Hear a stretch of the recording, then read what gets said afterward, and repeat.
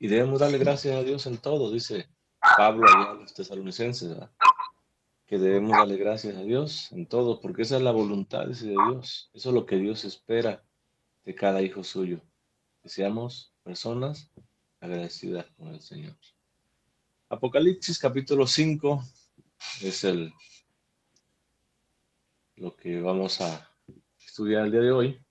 Tengo entendido que cada uno de nosotros ya leímos no tan solo la primera parte, como decía nuestro hermano Joel, sino que todo, por lo menos todo el capítulo número 5. El día de hoy tan solamente vamos a estar meditando de los versos 1 al 7. Esperemos que no sea mucho, esperemos que no dé tiempo. Versos 1 al 7 del capítulo 5 de Apocalipsis.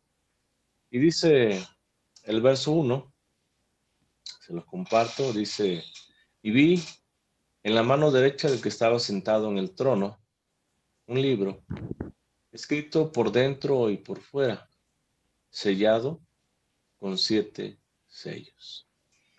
Y vi, dice Juan, recordemos que es Juan el que está escribiendo, que es Juan el que está recibiendo esta visión, que es Juan el que ha sido traspuesto al mismo cielo por invitación de Jesús mismo, y dice que él ve, dice, en la mano derecha del que está sentado en el trono.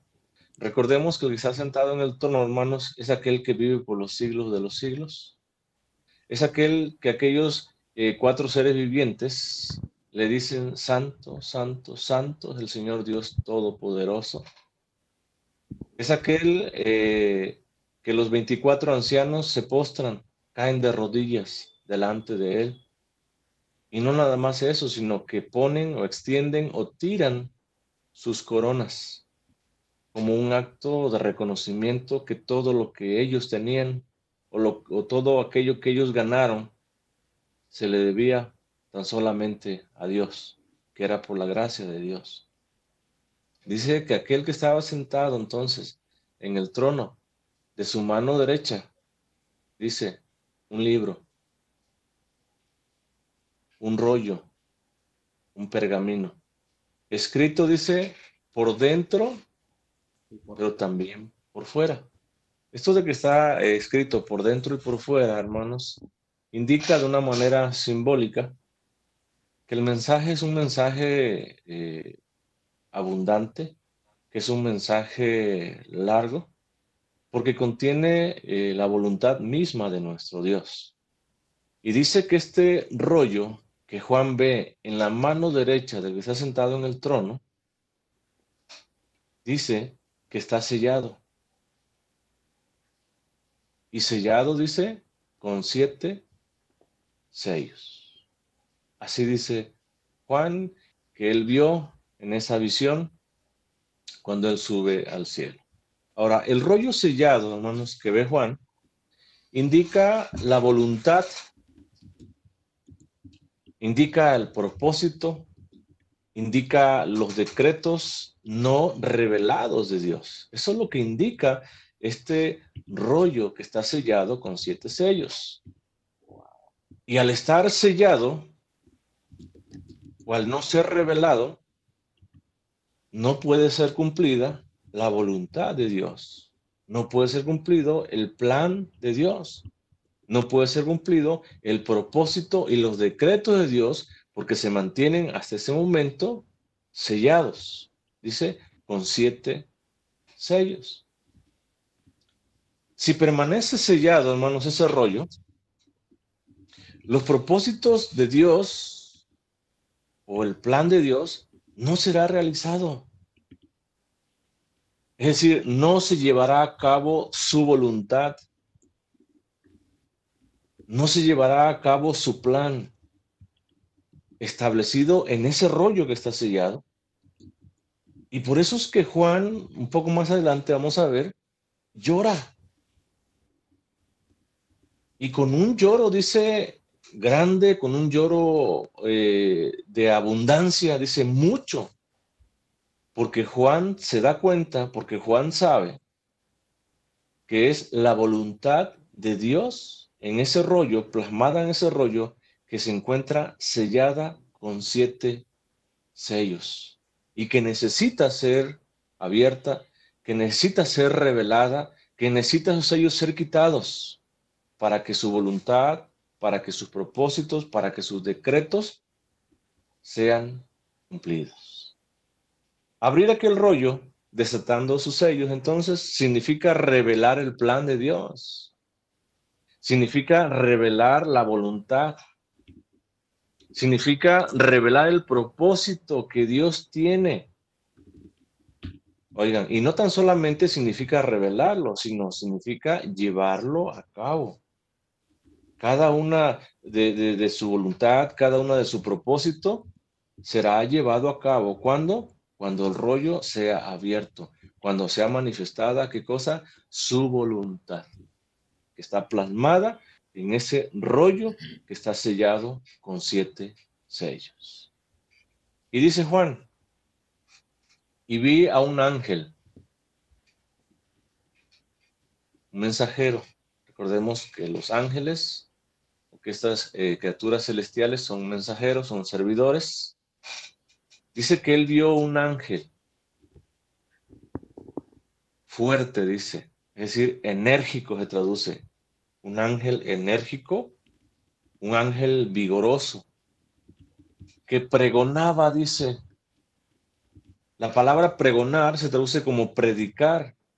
Entonces ve Juan un ángel enérgico, vigoroso, que predicaba, que proclamaba una verdad divina. Oigan, y lo hacía, dice Juan, a gran voz,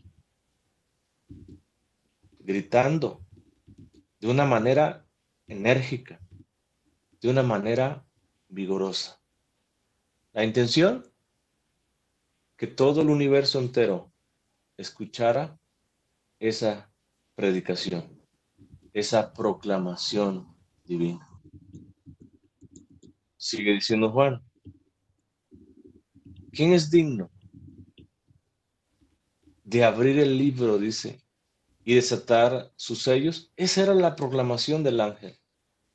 Eso era lo que este ángel, este mensajero, predicaba, proclamaba a gran voz, para que todo el universo entero escuchara ese mensaje. El mensaje decía, ¿quién es digno? Dice, ¿quién es merecedor de abrir el libro, es decir, de abrir el rollo? Y no tan solamente de abrirlo, dice, y desatar, es decir, quitar, soltar, ¿qué cosa? Los 7 sellos que Juan ve plasmados, pegados en ese rollo. ¿Quién es digno? Es el mensaje de este ángel fuerte. ¿Quién es digno en todo el universo de poder abrir y romper esos sellos? Poder desatar esos sellos. ¿Quién es digno? Y es una predicación, notemos esto, porque es importante. A grande voz. Porque es una verdad divina. La proclamación, hermanos, hoy en día nuestra debe ser también a gran voz. No es que gritemos, sino que la demos a revelar o la revelemos o la demos a conocer al mundo entero, que llegue al mundo entero este mensaje de salvación. ¿Cuál es el mensaje? Que solamente Cristo es el Salvador. Y este ángel dice, pregonaba enérgicamente, vigorosamente, a gran voz. ¿Quién es digno? Decía él. Verso 3. Dice, y ninguno,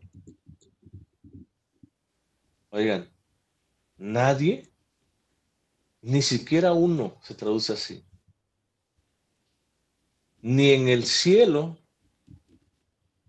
ni en la tierra, ni debajo de la tierra, dice, podía abrir el libro, ni aún mirarlo. Fíjense lo que ve Juan. Juan ve que nadie, y nadie es nadie, hermano. Nadie es ni siquiera uno.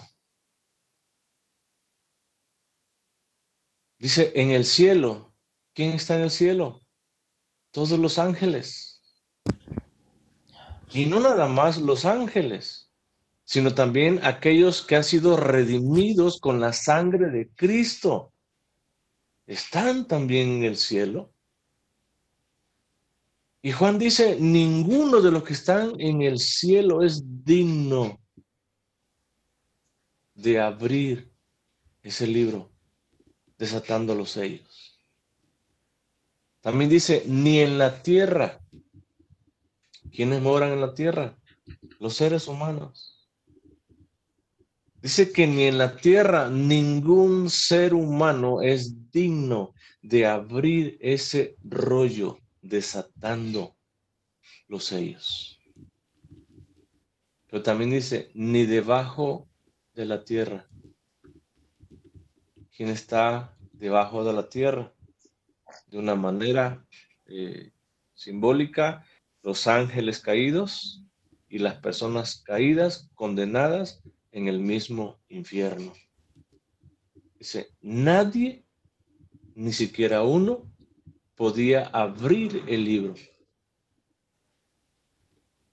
Y no nada más abrir, dice Juan, ni siquiera dice poder mirarlo. Nadie era digno de poder mirar el rollo que estaba en la diestra del que está sentado en el trono. Nadie. Verso 4 dice Juan. Y lloraba yo, dice, mucho. Y notemos eso, hermano. Lloraba yo, dice, mucho. Y mucho es mucho. Mucho no nada más es un solo, un lloriqueo, algo así nada más, unas cuantas lágrimas, sino que dice, lloraba yo mucho. Y da el porqué de su llorar de esa manera. Y dice, porque no se había hallado a ninguno, es decir, a nadie, que fuera digno, que fuera merecedor, dice, de abrir el libro, de abrir ese rollo. No se había hallado a ninguno en todo el vasto universo, en el cielo, en la tierra y aún debajo de la tierra, dice Juan, no se había hallado a nadie, a ninguno digno, merecedor de poder abrir el libro,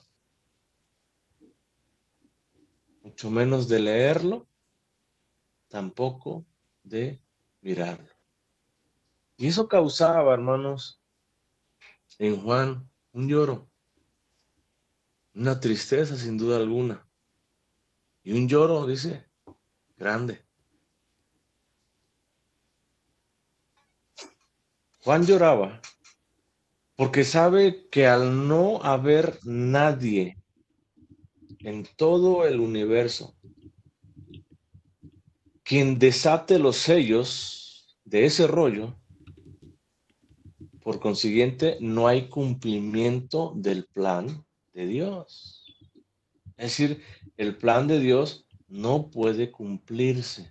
¿Por qué? Porque el plan de Dios está plasmado en ese rollo. Por eso es que Juan lloraba mucho,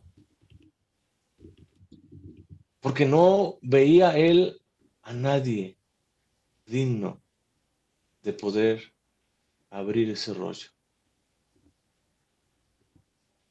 ni de leerlo, dice, ni de mirarlo.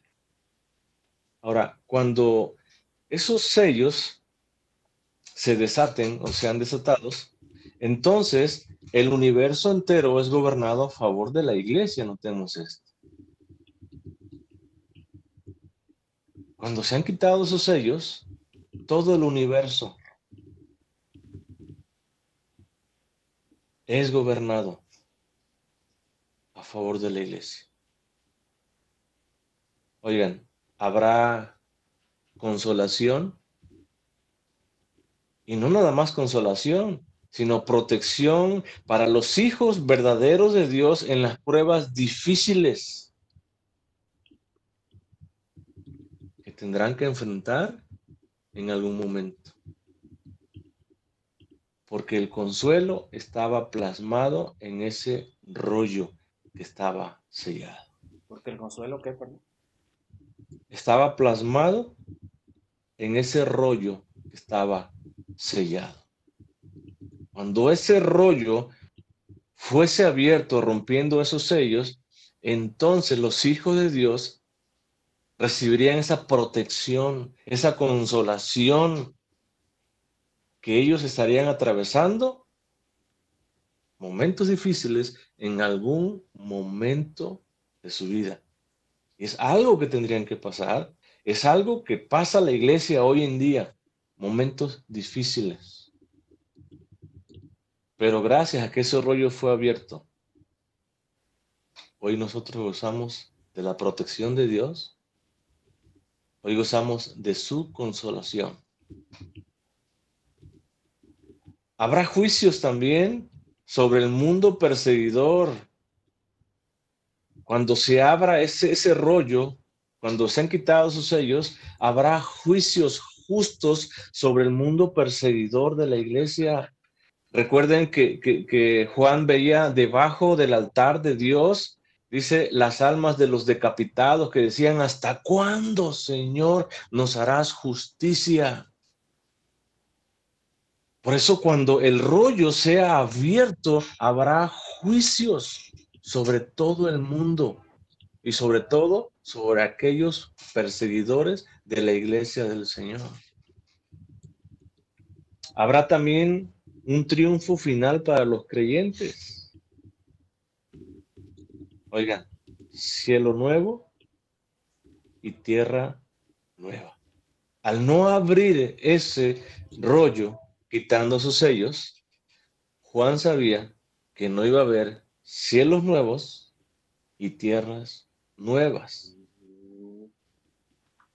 porque estaban plasmados en ese rollo que estaba sellado. Por eso Juan lloraba. ¿Y cómo no llorar, hermanos? Si nuestro consuelo, si nuestro destino final, si no hubiese alguno digno en ese momento, se iba a ver frustrado totalmente el plan y los propósitos de Dios. Por eso Juan entendía eso. Por eso es que Juan lloraba de esta manera. Dice, y lloraba mucho. Dice, y uno de los ancianos, recordemos que es uno de los 24 ancianos que representan el total de los redimidos de la antigua y de la nueva dispensación. Uno de esos 24 ancianos que habían experimentado en su propia alma los efectos de la redención de Cristo. Dice que uno de esos 24 ancianos que se postraban, que caían de rodillas delante del trono, se le acercó y le dijo, no llores. He aquí, dice, que el león de la tribu de Judá, la raíz de David, ha vencido, dice. ¿Para qué? Para abrir el libro y desatar sus 7 sellos. Qué hermoso consuelo, hermano, recibe Juan en ese momento.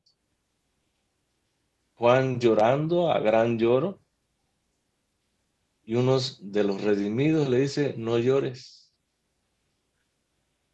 porque el león de la tribu de Judá, haciendo alusión a Cristo, la raíz de David, dice, ha vencido.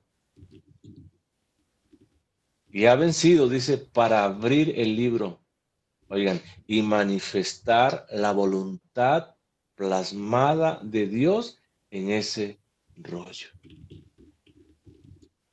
Para eso ha vencido Cristo. Ahora, Cristo, hermanos, en la cruz, haciéndose maldición por nosotros, haciéndose pecador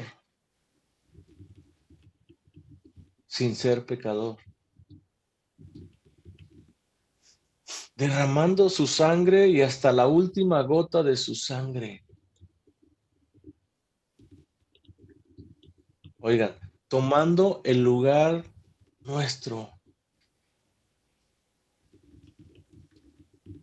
tomando la muerte que cada uno de nosotros nos merecíamos por pecadores. De esa manera, Jesús, el león de la tribu de Judá, venció el pecado, derramando su sangre en esa obra expiatoria a favor nuestro. Vence el pecado, vence a Satanás, vence la muerte, vence el Hades en esa cruz del Calvario, derramando su sangre. Y es lo que le dice el anciano: no llores, porque Jesús, el Cristo, en esa cruz del Calvario, venció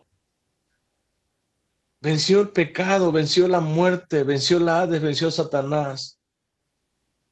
Y es el único digno de abrir ese rollo y desatar sus 7 sellos.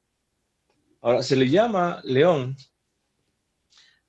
la tribu de Judá como una referencia. Allá cuando Jacob bendice a sus hijos, allá se los comparto rápidamente en Génesis 49:9. Dice Génesis 49:9, cachorro de león, Judá. Recordemos que Jesús viene de la tribu de Judá. Dice, de la presa subiste, hijo mío, se encorvó, se echó como león, así como león viejo. ¿Quién lo despertará? Dice el verso 10. No será quitado el cetro, el báculo, de Judá, ni el legislador entre sus pies. Nada será quitado, dice, hasta que venga, dice, Shiloh. Y a él se congregarán los pueblos. ¿Quién es Shiloh? Esta palabra Shiloh viene de una palabra hebrea, Shiloh, que se traduce como tranquilo, fíjense bien. Entonces dice que no será quitado el cetro, el báculo que representa la autoridad del rey, hasta que venga, dice, el tranquilo. ¿Quién es el tranquilo? Pero también se traduce como un apodo del Mesías. Así se traduce. Entonces, nada de esto, ninguna autoridad será quitada, dice, de sobre la tribu de Judá hasta que venga, dice, el Mesías y a él se congreguen los pueblos enteros. Por eso se le llama el león de la tribu de Judá. Ahora, también hace alusión Juan como la raíz de David. Y allá en Isaías capítulo 11, verso 1, dice, saldrá una vara, dice, del trono de Isaí, y un vástago, es decir, un renuevo, retoñará de sus raíces. En el verso 10 dice, acontecerá en aquel tiempo que la raíz de Isaí, la cual estará puesta por pendón, es decir, por bandera, por señal a los pueblos, será buscada por las gentes y su habitación será gloriosa. Llegará el tiempo, dice, en que esa vara, dice, esa raíz, servirá como una bandera, como una señal. ¿A quiénes? A los pueblos. Y cuando llegue ese tiempo, dice que será buscada por las gentes. ¿Qué cosa? Esa bandera, esa señal, ese pendón, que es la raíz, que es el renuevo, que es el vástago, dice. Será buscada por las gentes y su habitación, dice, será gloriosa. A eso hace alusión Juan, cuando le llama la raíz de David, cuando le llama el león de la tribu de Judá, aquel que había vencido a través de ese sacrificio en esa cruz para desatar los sellos y abrir ese rollo que contenía la voluntad misma de Dios nuestro Padre. Como vencedor, hermanos, ganó el derecho de abrir el libro. ¿Quién? Jesús. Y desatar sus sellos. También el de gobernar el universo de acuerdo con el plan de Dios. Ese plan que iba a ser manifestado en ese rollo que estaba sellado. Como vencedor, Jesús gana ese privilegio de poder gobernar todo el vasto universo de acuerdo al plan y a la voluntad de Dios que estaba plasmado en ese rollo que estaba sellado, que Jesús iba a abrir, porque es el único digno en todo el universo, porque venció a través de esa muerte y esa resurrección el pecado, la muerte, el Hades y a Satanás mismo. Hermoso, hermanos, saber, como creyentes, si Cristo resucitó, si Cristo venció la muerte, nosotros también resucitaremos un día. Si Cristo está gobernando el universo entero, Él mismo ha prometido que nos sentaremos con Él y que gobernaremos juntamente con Él. De acuerdo con la voluntad y con el plan de nuestro Dios. Verso 6, y dice, y miré y vi que en medio del trono y de los 4 seres vivientes y en medio de los ancianos estaba en pie un cordero, dice, como inmolado, que tenía 7 cuernos y 7 ojos, los cuales son los 7 espíritus de Dios enviados por toda la tierra. Dice Juan, y miré y vi, dice, que en medio, notemos esto, que en medio del trono, que en medio de los 4 seres vivientes, que en medio de los 24 ancianos que simbolizan las multitudes de millones de redimidos a lo largo de toda la antigua y nueva dispensación. Estaba, dice, en pie un cordero, dice, como inmolado. La palabra inmolado se traduce como que había sido muerto. Pero recordemos que Jesús mismo se da a conocer allá en el capítulo 1. Aquel que estuvo muerto, dice, y vivo hoy. Entonces Juan ve un cordero de pie, como un cordero que había sido muerto, pero que estaba vivo. También se traduce como ofrecido en sacrificio. Juan ve a un cordero que había sido ofrecido en sacrificio. pero que estaba de pie. ¿Podemos imaginar eso, hermanos? Un cordero ofrecido en sacrificio, pero se encontraba de pie. Uno que había sido muerto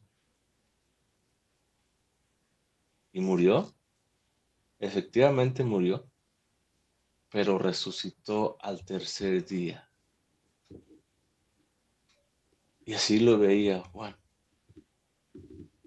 Ahora, Cristo demostró, hermanos, en sus sufrimientos y también con su muerte, las características que describen a un cordero.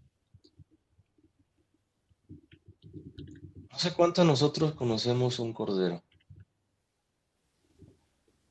No digo un chivo, digo un cordero. Porque Cristo, a través de sus padecimientos, a través de su agonía y su muerte, demostró esas características de un cordero. Allá en Isaías, capítulo 53, verso 7. Isaías 53, 7 dice, angustiado él y afligido, no abrió su boca. ¿Te has puesto a pensar el costo de tu redención para el cordero cuál fue? ¿Has hecho un alto en tu vida para pensar esto? ¿Cuál fue el costo de la redención tuya?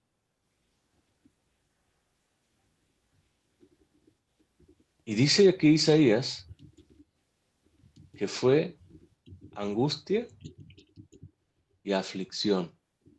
¿Para quién? Para el Cordero. Jesús, hermanos, pagó el precio.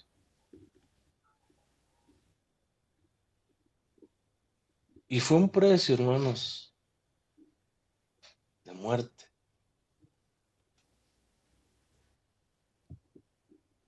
Fue un precio, hermanos, de angustia y de gran angustia, de aflicción. Y aún en medio de esa angustia que él sentía, aún en medio de esa aflicción, dice, no abrió su boca. Y basta con recordar o que venga a nuestra mente, hermanos, los acontecimientos o los últimos eventos allá en el huerto de Getsemaní. La noche que Jesús iba a ser arrestado, dice que él oraba a su Padre para que su Padre lo fortaleciera. Dice que su sudor caían a la tierra como grandes gotas de sangre, dice. Y su Padre enviándole un ángel para fortalecerlo. Pero ese es el precio, hermanos, que Cristo pagó por tu redención.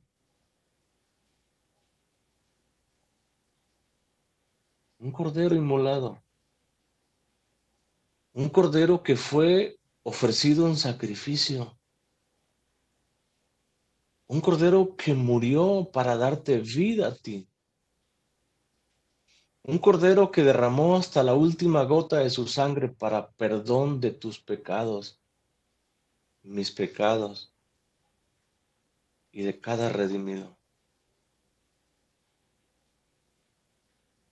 Dice angustiado él y afligido, no abrió su boca. Y dice, como cordero fue llevado ¿a dónde? Al matadero, dice. Y como oveja delante de sus trasquiladores, dice, enmudeció y no abrió su boca. ¿Cuánto padeció el Señor Jesucristo por tu causa? ¿Cuánto?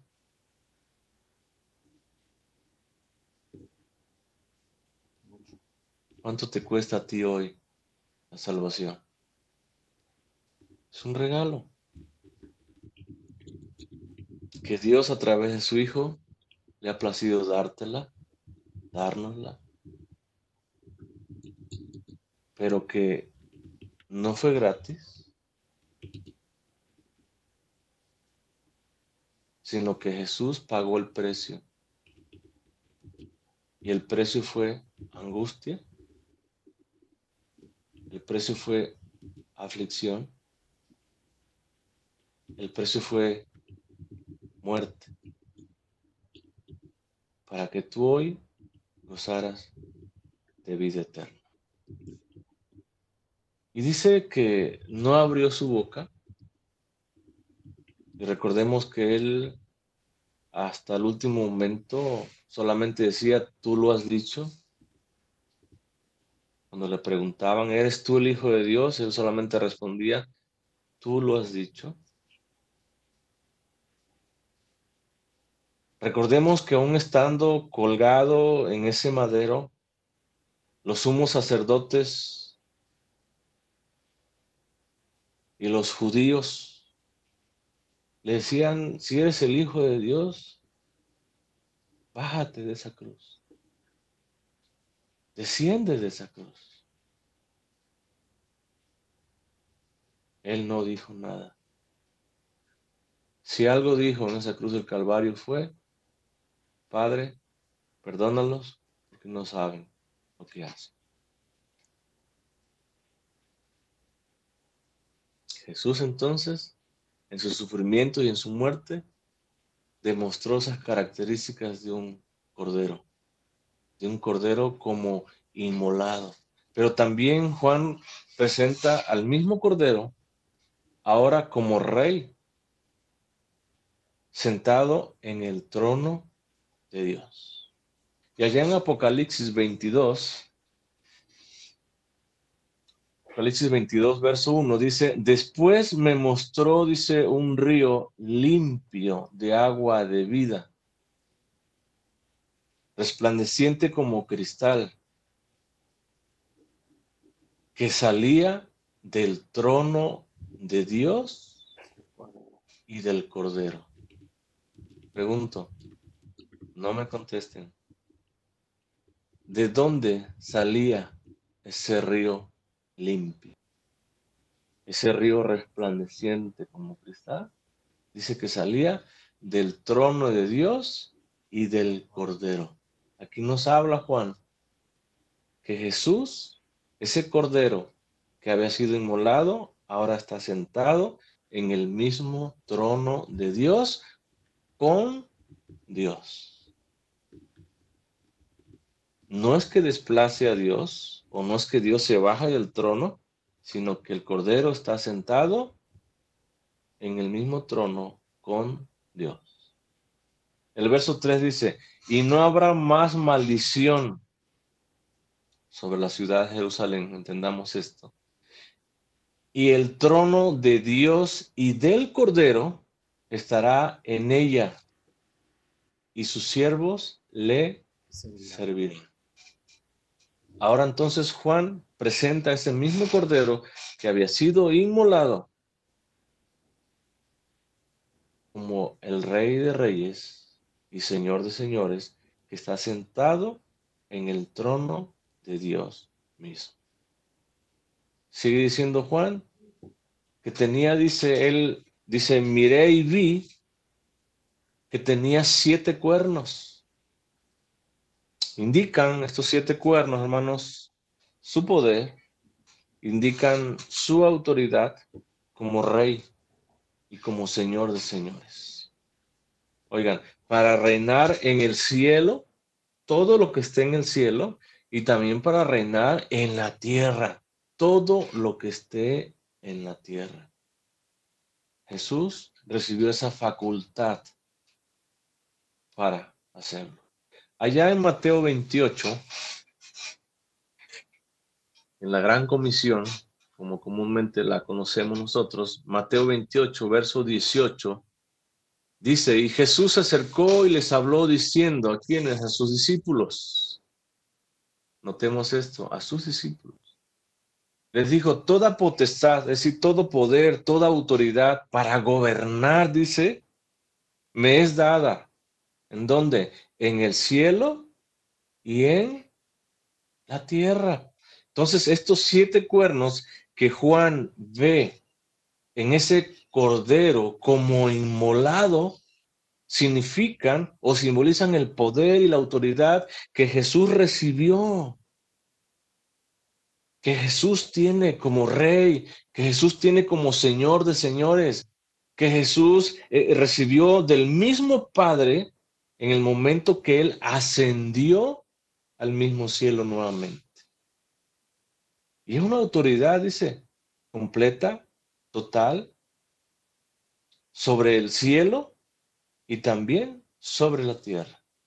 Y Juan dice, y también miré y vi que tenía 7 ojos, los cuales son los 7 espíritus de Dios enviados por toda la tierra. El 7, recordemos, hermanos, que indica plenitud. Es decir, que el Cordero está lleno del Espíritu Santo. Y que a la vez ese Cordero envía al Espíritu Santo, dice, por toda la tierra. Juan 14:26, en palabras de Jesús mismo, dice, mas el Consolador, el Espíritu Santo, a quien el Padre enviará, dice, en mi nombre, Él os enseñará todas las cosas y os recordará todo lo que yo os he dicho. Entonces, estos 7 ojos, dice Juan mismo, los cuales son los 7 espíritus de Dios, es decir, el mismo Espíritu Santo que mora en Jesús, pero también que es enviado por Jesús por toda la tierra. Es el mismo Espíritu Santo, que es el Consolador, quien el Padre enviará, dice, en el nombre de Cristo, que iba a enseñar, dice, todas las cosas, y no nada más a enseñar, sino a recordar todo lo que yo os he dicho. Verso 7, hermanos, y terminamos. Dice Juan, y vino, dice, ¿quién vino? El Cordero.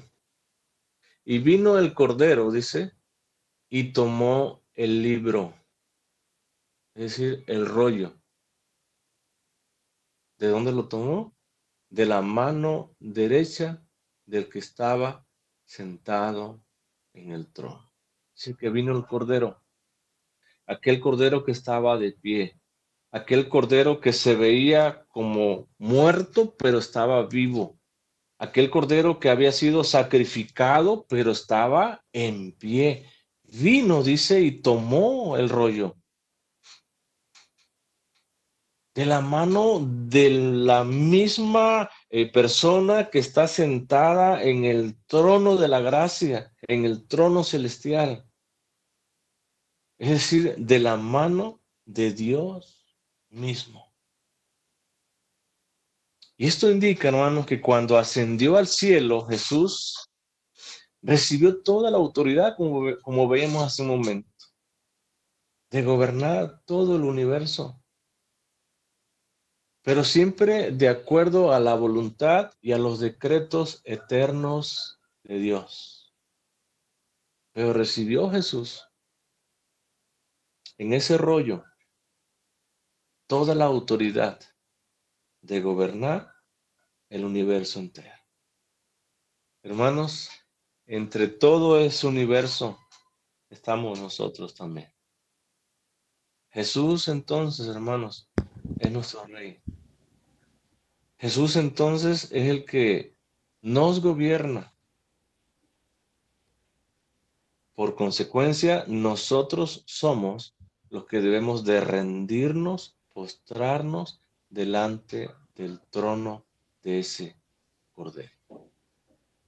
Porque ese cordero recibió esa autoridad.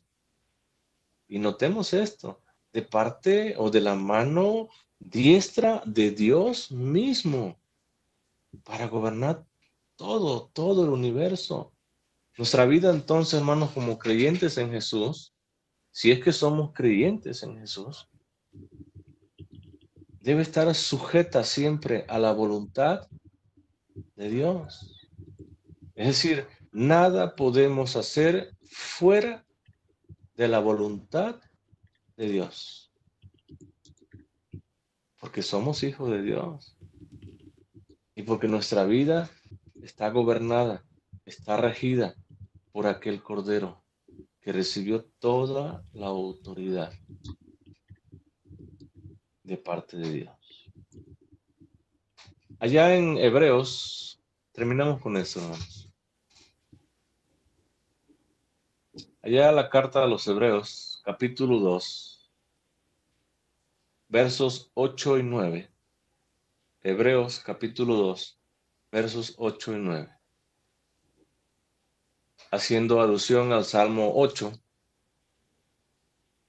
dice el escritor a los Hebreos, todo lo sujetaste bajo sus pies.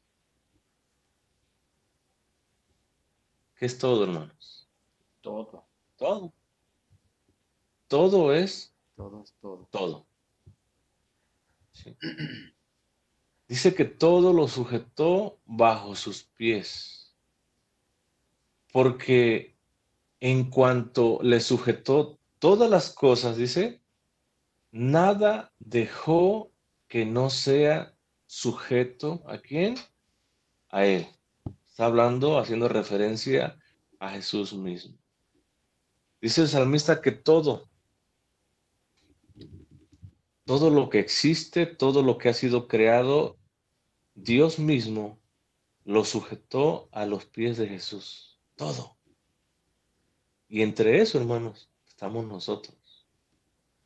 Entre esos sujetos está toda la creación.